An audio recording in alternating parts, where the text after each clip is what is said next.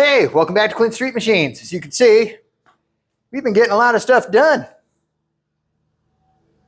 What would you do with a brain if you had one?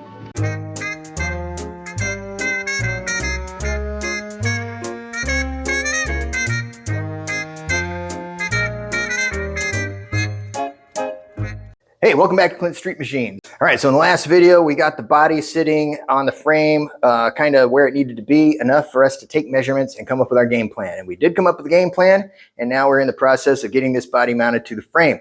But before we can do that, there's a couple things we need to do. One, we need to get this thing sitting at ride height, the frame at least, get the frame sitting at ride height so I can adjust the body to look correct on the frame and before we build our mounts. But the second thing we have to do is we have to get some front wheels on this thing before I get it at ride height. We have those S10 wheels on it.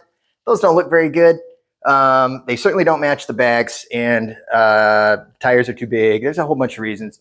We don't have a lot of budget on this one. We've talked about trying to save money every way we can, and we've been using parts from the S10 in order to do that. The back tires are off the S10, the tires and wheels, I should say. And we have matching fronts, but the matching fronts have a Ford bolt pattern on them because we were going to put them on those 02 Mustang spindles. Now we have a Chevy S10 with integrated hub and rotor with the Chevy bolt pattern on it. For those of you who don't know, Ford runs a 4.5 inch bolt circle, which is the diameter of the circle that the bolts all go into. And the Chevy runs a 5 3/4. So it's like a 1/8 difference on either side. It's pretty close, but you can't interchange the wheels. So we need to get wheels on this thing, and we're either going to have to buy something for the front, which I really don't want to do, or we've got to modify this truck chassis, or we got to modify this S10 chassis in order to get the wheels we have on the front, which I would really rather run because they do match the back and they've got brand new tires on them, and then I don't have to buy anything. So I'm going to do something, but I highly recommend you don't do this.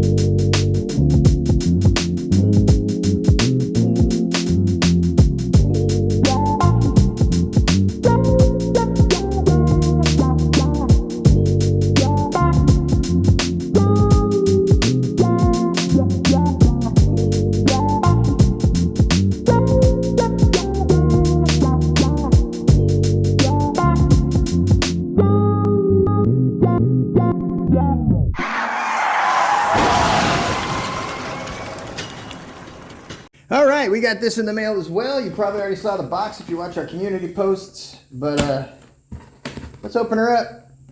Thought I'd do this on camera because, you know, we do have a mail call segment, and also let's call it an unboxing video and see what this actually looks like when it comes out of the box, so nobody thinks I opened it for you ahead of time. Ugh. All right. Okay, and there it is, peoples. Nice. Here's our rings. Very cool. It's got 3 rings so you can adjust for the different size bearing retainers. And oh, it's so light.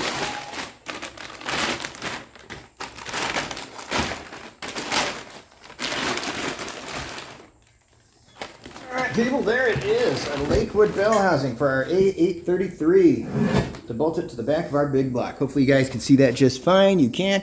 There is one thing I need to measure because, hang on a second. All right, we're back. So I just double checked to make sure it's 5 1/8 is the size of our bearing retainer. And yeah, depending on, that's not gonna work. I'm gonna have to, oop, nope, it does, actually, I think it will work. Yeah, if that trough there is deep enough, that will work. All right, so there you go.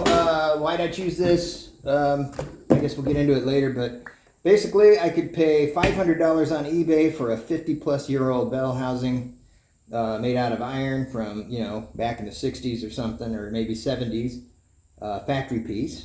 Or I could pay $320 and get a brand new aluminum one that weighs a lot less and has been machined with newer tools and whatnot. So I feel like we're getting a better quality piece for less money. Also, the thing with these rings, and the idea is these rings will pop in here and make this opening whatever size you need. So this actually fits with this multiple bolt pattern in these rings. It fits 3 or 4 different transmissions. So that's kind of nice too. If we, for instance, if we ever get a TKO or a TKX 5-speed to put in here, it'll bolt right to this. So using one of these rings. So yeah, this is a way better investment, I feel. Now granted, it's just the bell housing. I got to pay another $50 for the inspection cover. I didn't buy that yet because I don't need an inspection cover to get this thing running, or just to sit in the garage and get mocked up. So we'll worry about that later as we save up more money. All right, there you go. All right, we got another package. Now this is something I ordered. This isn't something that came into the P.O. box. I'm not sure why it's wrapped in a plastic bag. Maybe it was super rainy where they were packaging it. I don't know. But I'm going to open it from the bottom. Oh, actually, I don't have to because my name and address is on that. All right. Okay, peoples. I know what this is, and I know why I have it. Let's see if you guys... I'm not even going to get into why about it or what I'm using it for. Let's see if you guys can figure it out before we get to the point where we're actually using it.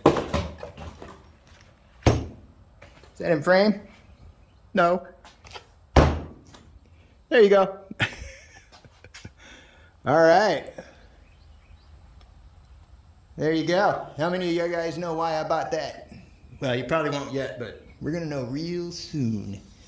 So you know what? I think I'm going to call it there for this video. I know it's we're already at the 8-minute mark, and I started mounting the body mounts on this thing. The body is actually bolted down in 4 places in the back, and we're working our way forward. I have to modify the frame before I can start making my front mounts or figuring out where the front's going to sit. So that's what's going to be in the next video, but I don't know if you're going to see that before the No Name Nationals.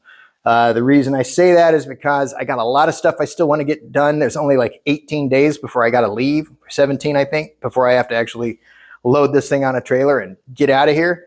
So I got a lot to do, and editing video takes a long time. Now, I've been filming this all along, so we will have videos coming out when I get back from the No Name Nationals. But for this one, I know it's short, and I know all we did was show you a couple of parts we picked up for it and do some really hokey crap on the front end here. But you know what? It's all part of the mock-up process, and it's all part of getting this thing looking correctly so I can finalize the position of everything. So we're actually making a lot of headway and getting real close. Plus, I have almost everything I need to get this engine running. That won't happen before No Name Nationals because there's still a lot of checking and putting together and taking it apart several times before I can start this thing. So goals for No Name National, get this body on there to where it won't fly off on the freeway, and get the engine hopefully in the correct position and get the engine mounts made. So that's my goal for No Name. Putting this together, making it look kind of like a real car. So anyway, there you go. Thanks a bunch for watching. I really appreciate it. I hope you guys enjoy where we're going with this project. I know I'm getting excited. The more I do to it, the better it looks and the more excited I get. Yeah, that helps. Seeing it come along really gets me motivated. So anyway, I'm just babbling at this point. So thanks so much for watching. Again, I really appreciate it. And like, comment, subscribe, share, tell me I'm an idiot, do all that stuff. Because it all helps the algorithm. And until I see you guys next time, take care of yourselves.